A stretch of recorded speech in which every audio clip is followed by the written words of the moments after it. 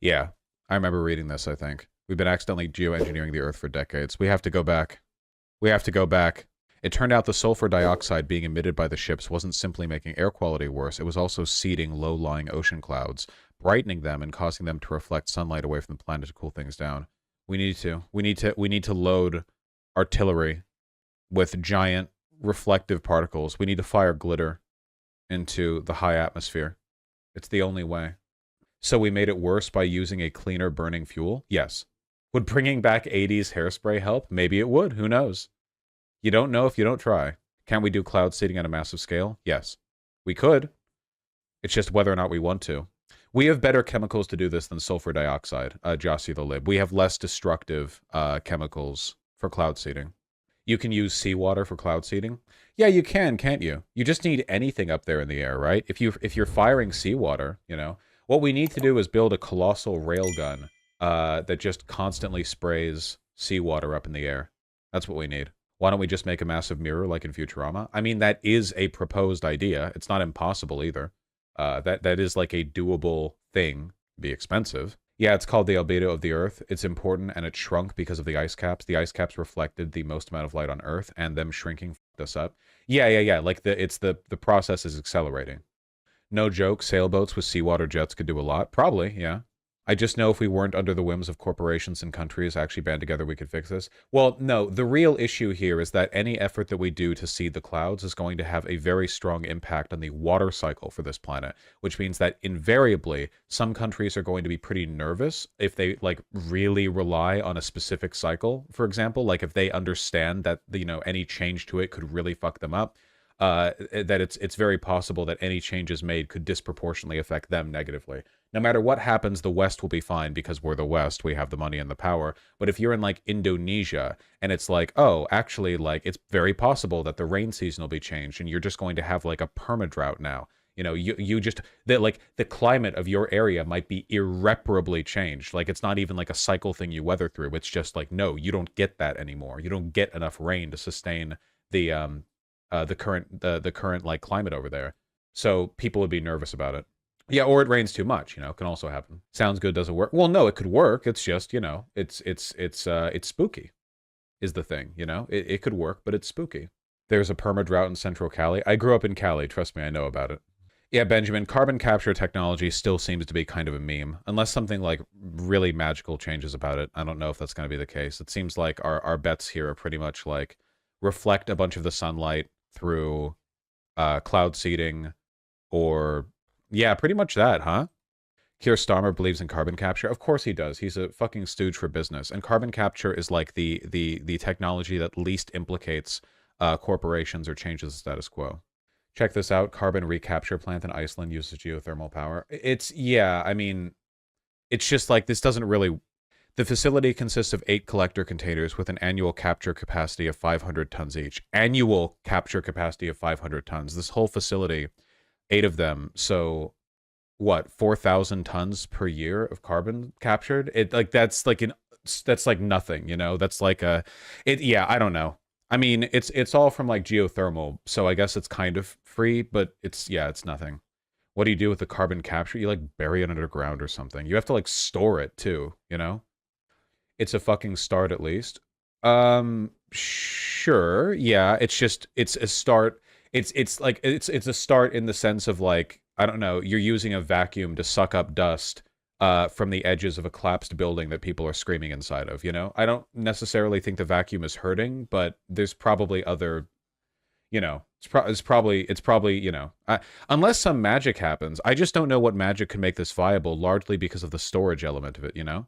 I mean, they probably used so much carbon, or sorry, they emitted so much carbon just in producing the facility, like the concrete needed to build it takes a lot of emits a lot of carbon dioxide. The steel, you know, like they probably, you know, it's like you make like an electric car, and it's like, okay, maybe this will save this, you know, how much did it take to make the car relative to how much you save?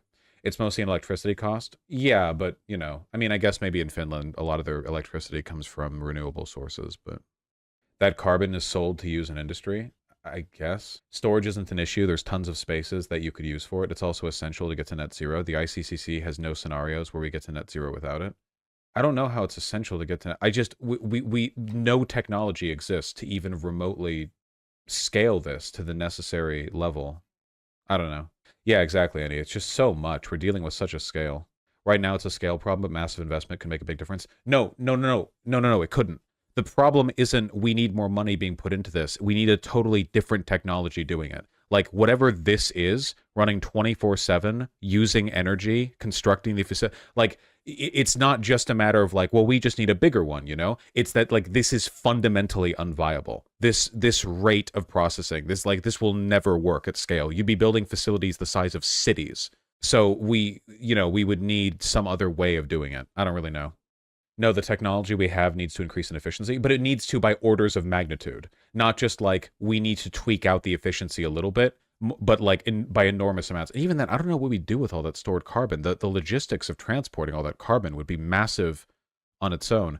Yeah, but that's how solar started. Yeah, but it's different with solar because with solar, you're reaching up to a maximum optimal amount of energy per like photon that strikes the voltaic panel, right? Like you're talking, we're not talking orders of magnitude in the same way. Like what this would need, like this would need to be like 1,000 times more effective. And even then, so what are you going to do with all the stored carbon?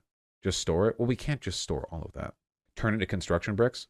That doesn't, okay. They use the carbon to build super materials. They don't need 50 billion tons of carbon to build super material. That's not how it's. Do you know how much energy it would take just transporting all of that, let alone the physical storage space? You know, launch it into the sun with a railgun. Well, that might work. Can we store the collected carbon like we would nuclear waste? Sure, it would just take, we would need like millions of times more space. We have carbon-based materials, it's called wood. Yeah, but stored carbon isn't the same as wood. Capture, transport. Pumping it through pipelines, the cheapest form of transportation, is a well-known, reliable technology. There are 5,800 kilometers of CO2 pipelines in the U.S. transporting CO2 to oil production fields where the CO2 is injected to help produce more oil. Oh, well, that's great. That's great that's a great use case for reducing use the carbon to extract more oil that then goes back in the atmosphere. CO2 can be stored in two main ways. Deep ocean storage will increase ocean acidification, which is not good. Geological formations are considered the most promising storage sites. Man, like, we're talking millions of tons of CO2, you know? And keep in mind, this CO2 is being stored in gas form. Or geosequestration, a technique. CO2 is converted into a high-pressure liquid-like form known as supercritical CO2 that behaves like a runny liquid. So we're literally just going to like inject millions of tons of hyper-compressed climate change gas so deep pressurized that it's like a liquid. What happens if there's an earthquake? Like, unironically, if there's an earthquake that fucks up a nuclear radioactive material storage facility, then it's just, okay, you go down there and fix the cracks, right? Like, it's not like all of the radioactive material like explodes outward and instantly like goes up into the atmosphere or whatever. Unminable coal, which is coal too deep or difficult to mine, can be used to store CO2. Oh, great. Wouldn't that just end up being like the carbon gases being released by pockets in glacial ice? I mean, I just don't think it's like a good long-term strategy. Back in my days, we called carbon capture trees. Yeah, well, that works too. I did my thesis on carbon capture storage. There's enough room for storage for all the CO2 emitted since the Industrial Revolution, and the safety concerns are minimal.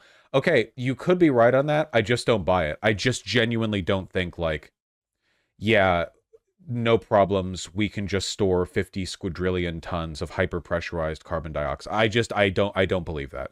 Maybe. And that doesn't solve the problem of actually getting it out of the atmosphere. But, have you considered diamonds? It's CO2, not just carbon. We can all just hold our breath. That's also true.